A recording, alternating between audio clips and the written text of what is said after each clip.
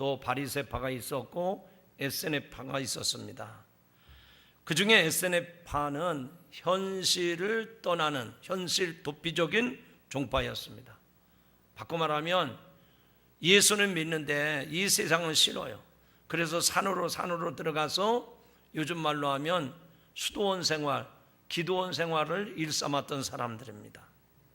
그래서 엄격한 규율과 폐쇄된 공동체를 중심으로 믿음 생활하는 사람들이 에세네파예요. 성경에 사도 요한이 나오는데, 세례 요한이 나오는데 학자들은 이 세례 요한도 에세네파의 한 사람일 것이다, 그렇게 주장하는 사람도 있습니다. 그런 수도원 중심의 신앙생활하는 사람들이 있었는가 하면 사두개파 사람들은 어떤 사람들이냐? 이 사람들은 제사장을 중심으로 한 종파입니다. 사두개인들은 모세 오경만을 성경으로 믿습니다. 그리고 이 사람들은 아주 정치적인 인맥이 가까운 사람들이었습니다. 로마 권력과 결탁을 해서 예루살렘 성전을 중심으로 막강한 권력과 부를 누리던 종파가 사두개파입니다. 사두개인들은 부활과 천사의 존재를 믿지 않습니다. 그리고 합리적인 신학을 근거로 성경을 해석을 합니다. 요즘 말로 하면 자유주의의 근거를 둔 진보주의의 신학자들, 아마 이런 종파가 사두개파 사람들입니다. 그런가 하면 바리새파는 어떤 사람들이냐? 이 바리새인들과 율법사들을 중심으로 형성된 종파인데, 이들은 사두개인들과 달리 부활도 믿습니다. 천사도 믿습니다. 또 영의 존재도 믿는 사람들입니다. 그러나 이들은 엄격한 율법주의자들입니다. 무슨 얘기인가 하니 성경의 말씀을 삶에 적용하기 위해서 구전법을 만들어 가지고 그것을 확장하고 전승시키고 발전시켰던 사람들입니다. 이 바리새인들은 사두개인들만큼 유대교의 사법기관인 공회에서 우세한 위치를 차지하지는 못했습니다. 그리고 수적으로도 많지는 않았습니다. 하지만 유다 백성들에게는 매우 큰 영향력을 끼쳤던 사람들이 바리새파 사람들입니다.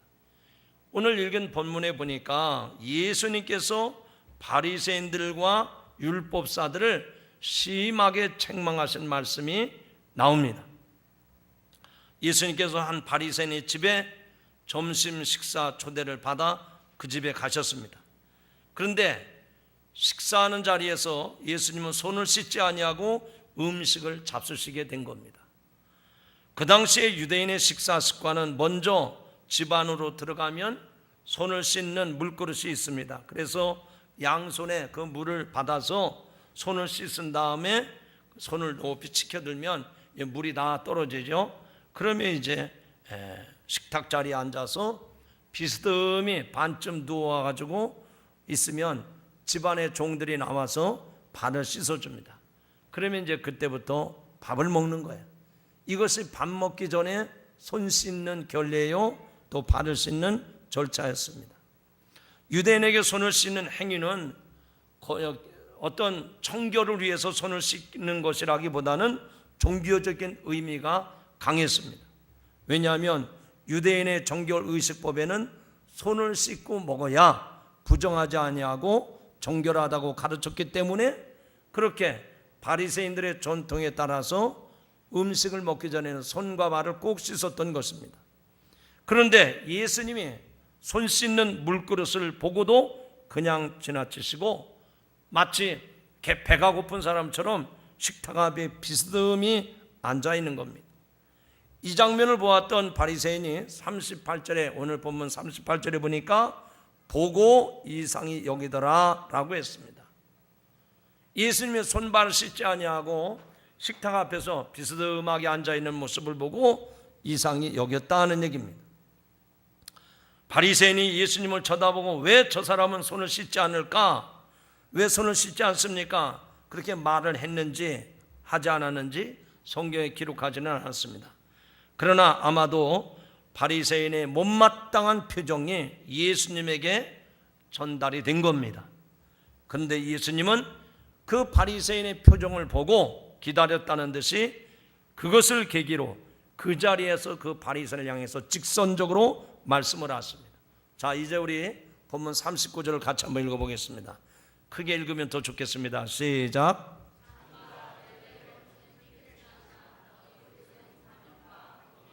예, 같이 한번 호흡을 맞춰서 시작.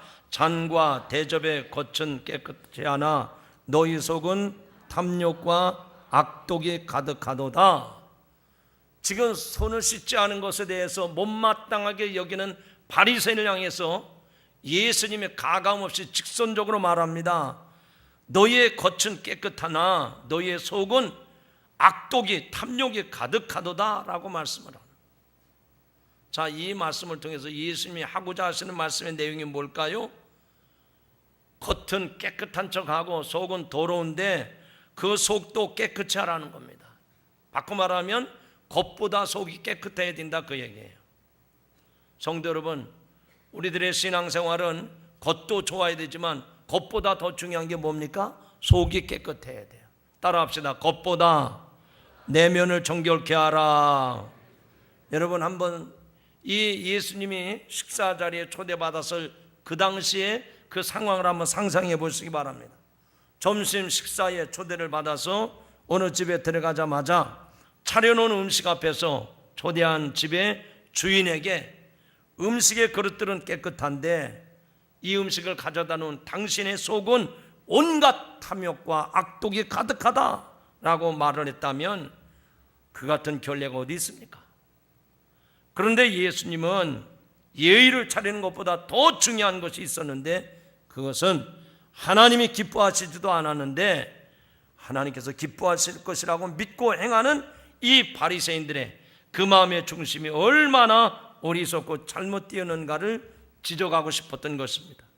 외형은 번지르르 한데 실제 마음은 그렇지 않은 겉과 속이 전혀 다른 것에 대해서 예수님은 참을 수가 없었던 겁니다. 그러면서 예수님은 바리새인들의 구제하는 일에 대해서 이렇게 말씀합니다. 자, 41절 말씀입니다. 또 읽어보시죠. 시작. 오직 그 안에 있는 것으로 구제하라. 그리하면 모든 것이 너에게 깨끗하리라. 아멘. 예수님은 지금 그런 말씀을 하신 다음에 그 안에 있는 것으로 구제하라는 거예요.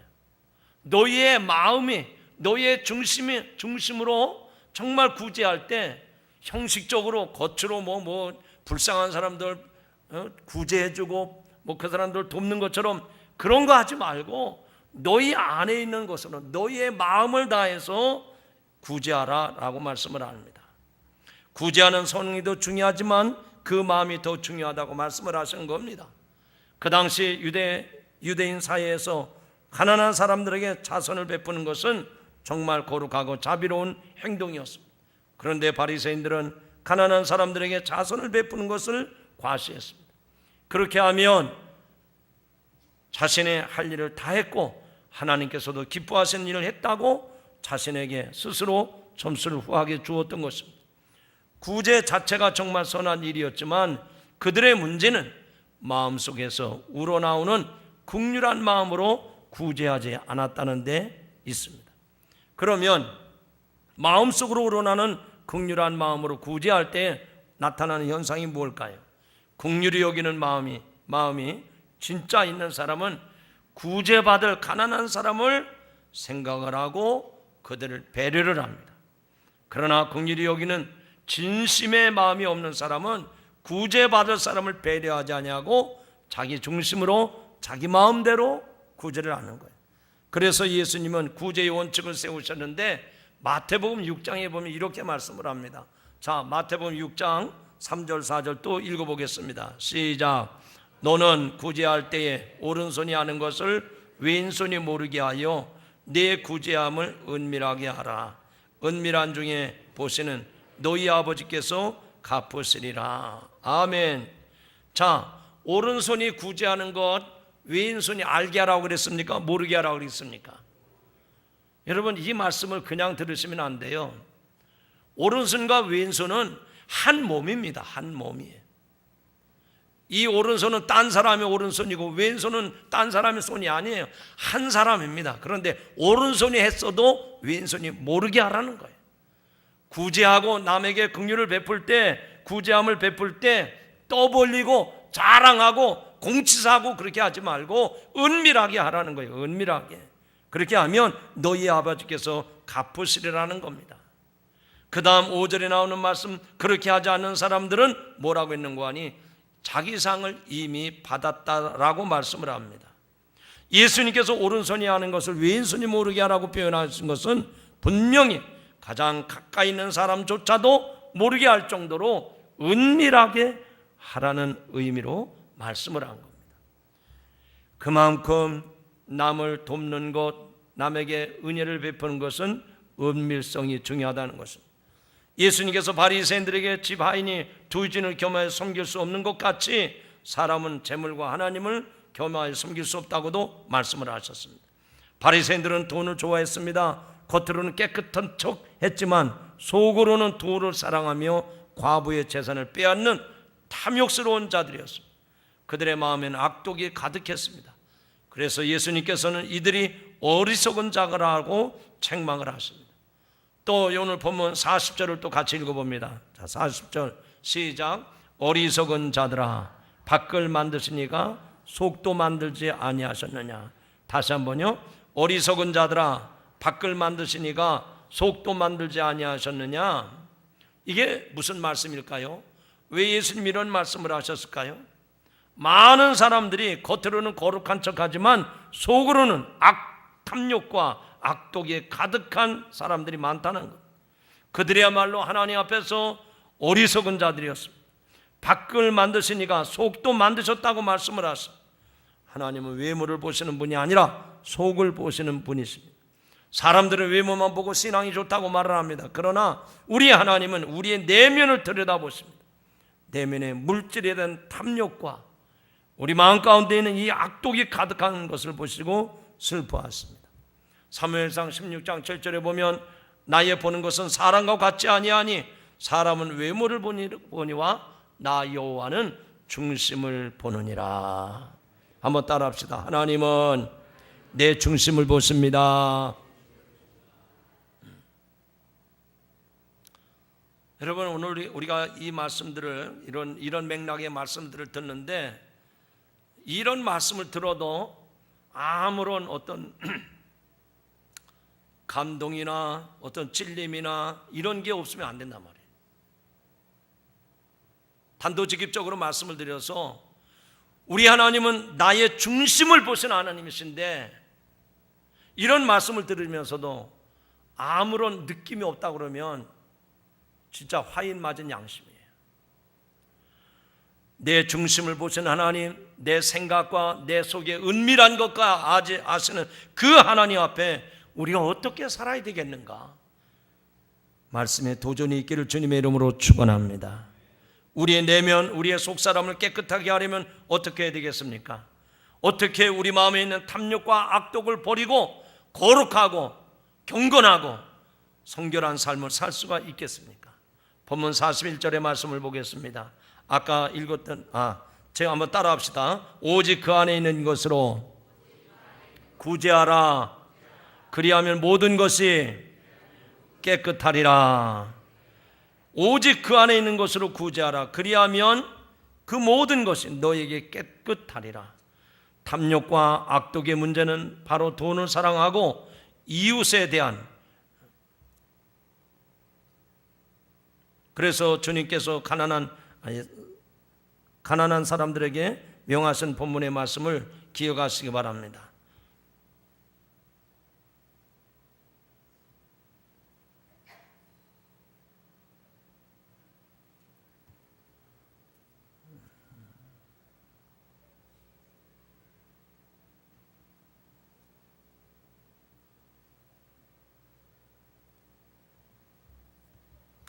이웃사랑을 실천하는 길만이 탐욕과 악독을 버리고 자신의 속을 깨끗이 하는 길인 줄로 믿습니다.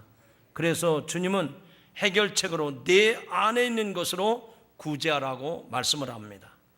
그리하면 모든 것이 깨끗하리라. 구제한다고 우리의 속이 깨끗해지겠습니까? 날마다 마음에 가득한 죄악을 회개하고 이웃에 대한 사랑, 이웃에 대한 긍휼을 실천할 때 우리의 마음이 정결케 될 것입니다.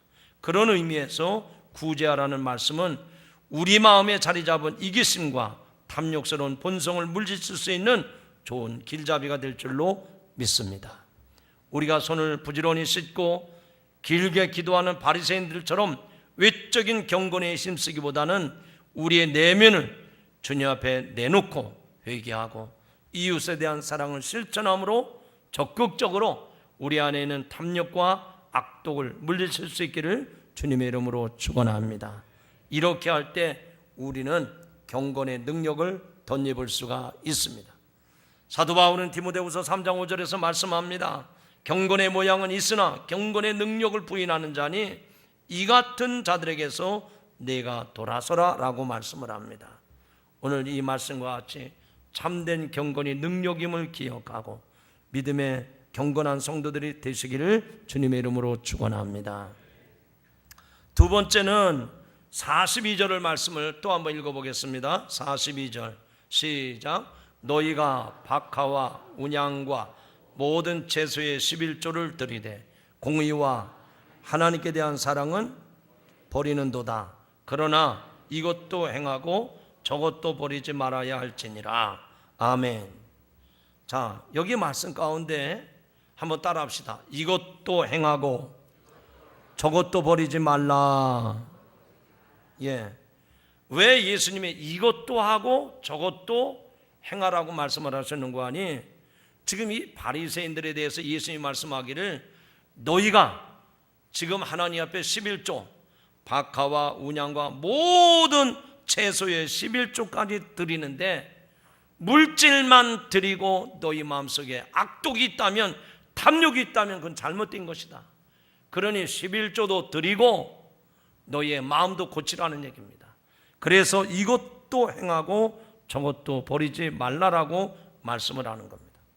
그 42절 말씀 가운데 보면 중간에 공의와 사랑이라고 하는 단어가 나옵니다.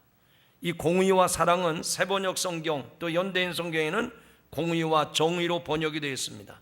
사실 정의라고 보는 것이 훨씬 더 부드럽고 또 쉽습니다. 그런데 예수님은 이 바리새인들에게 11조를 잘 드린다고 말씀을 하면서 박하와 운양과 모든 채소라고 언급을 했습니다. 특별히 이런 식물들의 이름을 거론한 이유는 그들이 구약 율법의 11조 규례를 언급하기 위함이라고 볼 수 있습니다. 레위기 27장 30절에 보면 땅의 곡식이나 나무의 과실의 그 10분의 1을 명령했습니다. 11조 규례에는 곡식과 나무의 과실은 있지만 실제적으로 채소는 없습니다. 그런데 바리새인들은 자기들이 더 엄격하게 11조 규례를 지키기 위해서 채소의 11조까지 없는 것까지 포함을 시켜서 지켰던 것입니다. 그래서 모든 채소의 종류별로 다 일일이 계산해서 11조를 하고 있었던 것입니다. 그렇게 하면 그것을 하나님께서 기뻐하실 것이라고 믿었던 것입니다. 사실 11조 규율을 엄격히 지키는 것은 나쁜 것이 아닙니다. 그러나 문제는 11조를 드릴 때 그 11조 정신은 잊어버리고 오직 헌금의 개수만, 헌금의 숫자만 철저하게 계산해서 드린다고 하면 온전한 11조가 아니라는 겁니다. 그들은 레위기에 나오는 11조 규례는 열심히 지켰지만 신명기에 나오는 11조 규례의 정신은 지키지 않았습니다. 여러분이 신명기에 나오는 11조 규례의 정신이 무엇인지 아십니까? 그 당시에 가난하고 소외받는 사람들에게 사랑을 베풀라는 것입니다.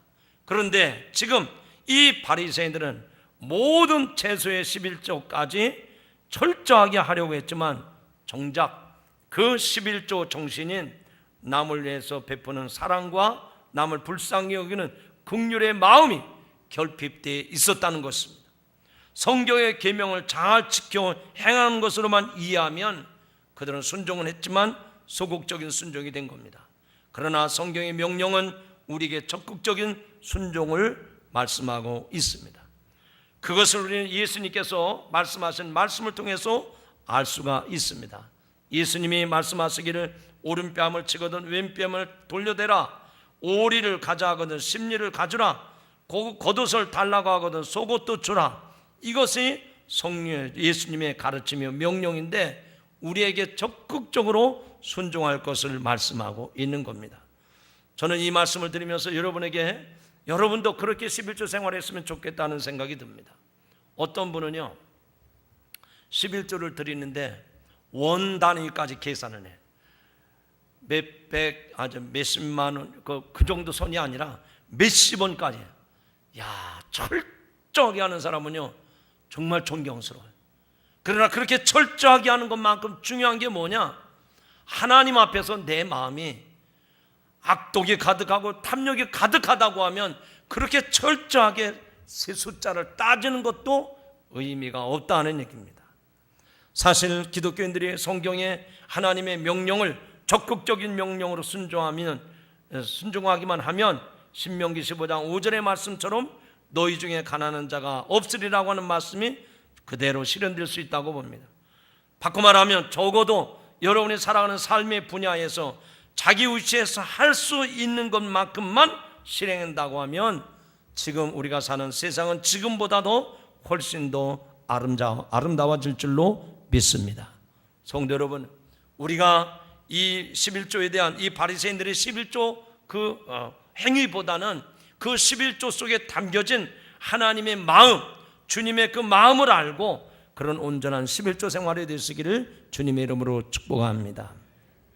저는 며칠 전에 인터넷 방송에서 경남 창원의 한 지청에서 근무하는 어느 판사의 이야기를 보고 들었습니다. 그 판사 이름은 천종호 판사였습니다. 그는 비행 청소년을 판결하는 소년부 판사였습니다. 그의 재판 현장에는 다른 재판과는 많이 달라 보였습니다. 비행 청소년을 최종 판결하기 전에 잘못을 한 그 청소년을 재판장에 끌어앉힙니다. 그리고는 방청객으로 와 있는 그 비행 청소년의 아버지를 앞에 세우고 아버지에게 큰 소리로 이렇게 말하라고 합니다. 아버지 죄송합니다. 아버지 사랑합니다. 그것도 한 번이 아니라 10번을 하라고 재판장이 시킵니다. 처음에는 그냥 감정 없이 아버지 죄송합니다. 아버지 사랑합니다. 이렇게 말을 하다가 5번, 6번 정도 되어서는 아버지 죄송합니다. 아버지 사랑합니다. 그렇게 말할 때에 아이가 눈물을 흘리고 정말 진심으로 아버지에게 사죄를 합니다. 그리고 아버지 또한 아이를 부둥켜 하고 눈물을 흘리면서 아버지가 미안하다. 아버지가 너를 사랑한다. 이렇게 말을 합니다. 참으로 감동적인 모습이었습니다. 저는 속으로 판사가 크리스찬이었으면 좋겠다는 생각이 들었습니다. 그래서 인터넷을 찾아보니까 어느 교회의 집사님이었습니다. 참으로 기분이 좋았습니다.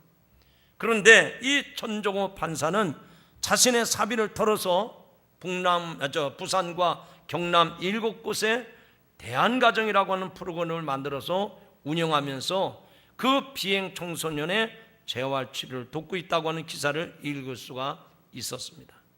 그러면서 자신은 아직도 자기 집 주택 대출을 못 갚았다고 하는 이야기도 있었습니다. 참으로 가슴 따뜻한 이야기였습니다. 이렇게 천종호 판사는 재판을 굽게 하지 않았고 비행 청소년을 부모에게 아름답게 돌려보내는 훌륭한 일을 한 것만으로도 충분히 칭찬받을 만한 일이었습니다. 그러나 그는 거기서 그치지 아니하고 그리스도인으로서 적극적으로 순종을 했습니다. 자기의 사비를 털어서 대안가정 프로그램을 만들어 다시는 비행 청소년이 범죄하지 않도록 도와주는 판사였습니다. 판사가 그런 일까지 하는 것은 의무는 아니었습니다. 그러나 다만 그는 분명히 그리스도인으로서 그렇게 해서라도 정의와 사랑을 실현하는 것을 원했던 사람이었습니다. 모든 그리스도인들이 이 판사 집사님 같을 수는 없다고 생각을 합니다. 그러나 적어도 여러분이 살아가는 삶의 자리에서 할 수 있는 일들이 있을 것입니다. 그게 무엇이라고 했습니까? 오늘 말씀 보니까 겉으로만 그럴듯하게 번지르르하게 겉으로는 화려하고 겉으로는 거룩하고 겉으로는 멋있는 것처럼 보이지만 속에는 악독이 있고 탐욕이 가득한 그런 이종 모습이 아니라 겉과 속이 따뜻하고 사랑하는 성도들이 되시기를 주님의 이름으로 축원합니다. 오늘날 많은 신자들이 성경을 읽고 또한 설교를 통해서 바리새인에 대한 이야기를 수없이 많이 들게 될 것입니다. 그때마다 마음속으로 대체적인 생각은 아마도 이런 것일 것입니다. 그래, 성경에 나쁜 놈들이 많이 있지만 나는 적어도 저 바리새인은 아니야. 바리새인들은 정말 나쁜 놈들이야. 그렇지만 난 적어도 그 정도는 아니야. 그리고 자기 자신에 대해서 후하게 생각할지 모릅니다. 그러나 오늘 본문의 말씀을 통해서 이 바리새인을 향해서 주님이 화 있을진저 3번씩이나 책망하신 것은 하나님을 믿느라고 하면서도 참된 경건과 참된 거룩함과 참된 성결함이 없이 겉은 그렇게 보이는데 속은 탐욕이 가득하고 죄악이 흘러넘치는 그런 모습은 아니라는 것입니다. 오늘 여러분의 안과 밖이 깨끗해지는 역사가 있기를 주님의 이름으로 축원합니다. 두 번째로는 사람에게 칭찬과 영광을 구하지 말라는 것입니다. 성경이 이렇게 말씀합니다. 본문 42절 하반절을 같이 읽겠습니다. 42절 하반절입니다. 시작. 그러나 이것도 행하고 저것도 버리지 아니하여야 할지니라. 다시 한번 시작.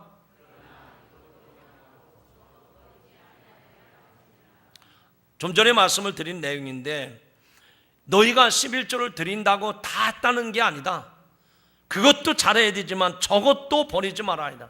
너희가 저것도 행해야 된다고 말씀을 합니다. 11조 같은 명령도 철저히 지켜야 하지만 또한 정의와 하나님의 사랑을 실천하는 일에도 그러해야 한다는 말씀입니다. 이렇게 볼 때 바리새인들은 규례를 철저히 지켰기 때문에 반은 순종한 것입니다. 그러면 오늘날 이 설교를 듣는 저와 여러분은 어떻습니까? 이것도 행하고 저것도 버리지 아니하여야 한다고 주님이 말씀하셨는데 하나님의 규례도 지키려고 애쓰지만 동시에 우리의 삶의 자리에서 정의를, 사랑을 실천하기 위해서 적극적으로 애쓰는 성도가 되시기를 주님의 이름으로 축원합니다. 그냥 비동적으로 그냥 하나님 앞에 순종하는 것으로만 다 했다고 생각하지 말고 적극적으로 그 말씀에 순종하는 성도들이 될 수 있기를 축원합니다. 오늘 본문 43절에 보니까 예수님이 이 바리새인들에 대해서 책망한 말씀이 나옵니다. 자, 43절입니다. 같이 한번 읽어보겠습니다. 시작. 화 있을진저 너희 바리새인이여 너희가 해당의 높은 자리와 시장에서 문안받는 것을 기뻐하는도다.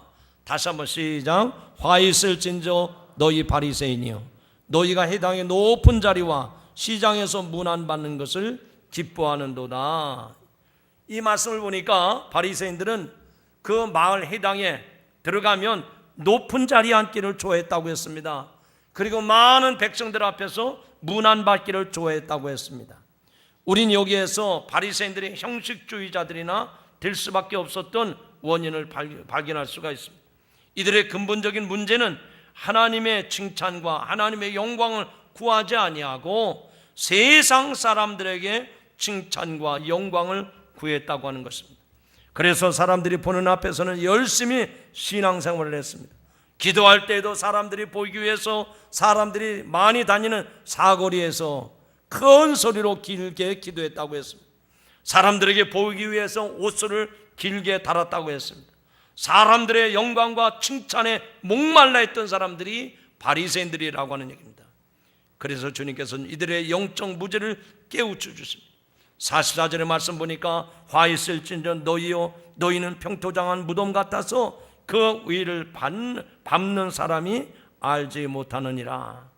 이들은 겉은 멀쩡하지만 그 속은 무덤 속과 같이 온갖 더러운 것으로 가득 차 있는 평토장한 무덤과 같다고 그들의 모습을 지적을 하셨습니다. 바리새인들을 자기들이 신앙이 아주 좋은 것처럼 생각하고 있었습니다. 그들의 내면에는 탐욕과 악독이 가득했는데도 겉으로 볼 때 이들은 경건해 보이고 신앙이 아주 좋은 것처럼 보였습니다. 이처럼 이들은 사람들과의 관계를 중요시했고 그것에 의해서 자기들의 이름을 세우는 일에 열심을 냈습니다. 사람들의 존경과 사랑을 받고 사람들의 칭찬을 받고 사람들의 영광을 받는 일에 만족했단 말입니다. 그래서 그들은 하나님 앞에서 칭찬받는 일에는 전혀 관심이 없었어요. 왜 바리새인들이 부지런히 손을 씻으면서 마음의 탐욕과 악독을 버리지 못했을까? 왜 박하와 외향과 채소의 11조까지 드리면서 공의와 하나님에 대한 사랑은 버렸을까? 그들이 왜 위선과 형식주의에 빠지게 되었을까? 그것은 하나님께 칭찬을 구하지 아니하고 사람들의 영광을 구했기 때문인 줄로 믿습니다. 성도 여러분, 오늘 우리가 믿음 생활을 잘하고 있는 것 같은데 오늘 이 말씀을 통해서 나를 한번 점검해 보셔야 됩니다. 내가 정말 하나님을 기쁘시게 하고 있는가? 내가 사람들에게 칭찬을 듣고 사람에게 영광을 구하면서 사람들이 보는 앞에서만 열심을 내고 내가 열심을 내고 있지 않은가? 이것은 믿지 않는 불신자들과 똑같은 모습입니다. 오늘 저와 여러분이 신앙생활 속에 이런 부분이 있다고 하면 오늘 이 시간부로 그것을 하나님 앞에 회개하고 내 속을 깨끗하게 하고 사람들에게 칭찬과 영광을 구하는 것보다 하나님 앞에 존귀 여김 받는 믿음의 성도들이 되기를 주님의 이름으로 축원합니다. 지난 주간에 가까이 지내는 목사님을 만나서 차를 마시면서 이야기를 하다가 자기가 요즘에는 이 집에서 주택, 다세대 주택 2층에 사시는 목사님인데 그 주택에서 있는 것이 너무 힘들다고 그래요. 그래서 무슨 말씀을 하시는가? 이렇게 더위에 다세대 주택에 좀 이렇게 더위가 들어오니까 그래서 힘들어 하시나 보다 그랬더니 그게 아닙니다.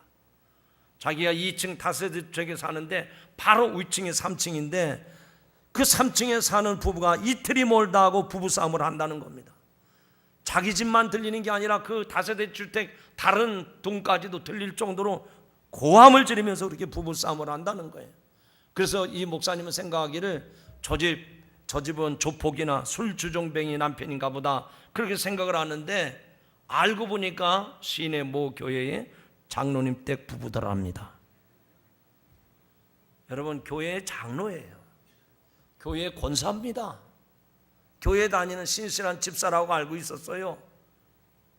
교회 가서는 거룩하게 보입니다. 정말 믿음 좋은 장로님처럼 보이는 거예요. 그런데 집에 돌아와서는 조폭처럼 사는 겁니다. 술 주정뱅이처럼 이틀이 멀다 하고 온 동네가 시끄러울 정도로 부부싸움을 하는 겁니다. 이게 외식하는 거 아닙니까? 이게 위선된 신앙생활 아닙니까? 그야말로 세상 사람들도 고개를 흔들 정도로 이중적인 모습이 아닙니까? 교인들이 보는 데서는 헌신적으로 행동하고 보지 않는 데서는 이기적으로 말하고 행동하는 이율배반적인 위선적이고 가증스러운 모습이 아니냐는 말입니다. 하나님의 칭찬을 구하는 사람은 모든 삶에 있어서 일관성이 있습니다. 그가 가정에서나 교회에서나 직장에서나 세상 어디에 갖다 놔도 한결같은 모습으로 살아갑니다. 정직합니다. 진실합니다. 모든 일에 사랑이 넘칩니다. 그리고 매사에 하나님의 자녀로서의 부끄러움이 없이 그의 말과 행동에 일관성이 있습니다. 그렇게 되면 평토장한 무덤처럼 자녀들에게 부정적인 영향을 끼치게 될 것입니다. 그런 신앙을 자녀들에게 물려줄 수밖에 없는 것입니다. 오늘 여러분들은 어떤 신앙의 유산을 물려주기를 원하십니까? 이제 말씀을 맺습니다. 요즘은 사람들이 외모에 매우 신경을 쓰는 시대가 되었습니다. 인터넷 시대가 되면서 얼짱, 몸짱들이 많은 인기를 누리게 되었습니다. 그래서 사람들은 몸짱이 되려고 헬스클럽에 열심히 다닙니다. 또 얼짱이 되기 위해서 성형수술을 많이 합니다. 대학에도 성형외과가 가장 인기가 높다고 합니다. 방학 때가 되면 눈코 뜰 새 없이 이 성형외과가 바쁘다고 합니다. 왜냐하면 여고생들이 방학을 이용해서 성형수술을 많이 해서 그렇다고 합니다. 고등학교 자녀를 둔 부모님들은 이제 걱정이 될 거예요. 이런 설교했으니 목사님도 설교했는데 나도 고쳐주세요. 그러지 않을까 싶습니다. 어떤 사람이 죽어서 천국에 갔는데 천국문 앞에 다른 나라 사람들은 다 천국에 너무 자연스럽게 들어가는데 한국 사람들만 들어가지 못하고 줄을 서서 길게 서서 늘어섰더라고 합니다. 그래서 문을 지키는 천사에게 물었습니다. 왜 한국 사람은 이렇게 줄을 세웁니까? 그러니까 천사가 한국 국적을 가진 사람들의 신분증을 확인하는 중입니다 라고 말합니다. 왜 신분증을 확인했을까요? 외모를 중히 여기는 시대에 그리스도인들마저도 자기 내면, 자기 속사람, 이 거룩한 모습, 이 성결한 모습, 정말 참된 그리스도인의 그 정결한 모습을 드러내지 못하고 겉으로만 아름답게, 겉으로만 멋지게 드러내려고 하는 이중적인 모습을 보여주는 이야기입니다. 사랑하는 성도 여러분, 오늘 말씀을 통해서 참된 경건은 능력이라고 했습니다. 참된 경건이 능력이라고 했습니다. 오늘 저와 여러분의 삶 속에서 경건의 모양만 드러내지 말고 경건의 능력을 가지고 이 세상을 변화시키는 성도들이 되시기를 주님의 이름으로 축원합니다. 그렇게 하기 위해서는 겉보다 속을 정결케 하라고 말씀을 했습니다. 외모에 치중하지 마십시오. 속을 아름답게, 거룩하게, 성결하게 자꾸 세워가시기를 바랍니다. 두 번째로 이것도 행하고 저것도 버리지 말라라고 말씀을 했는데 우리가 성도로서의 의무 잘 하고 있습니다. 바리새인처럼 철저하게 지키고 있습니다.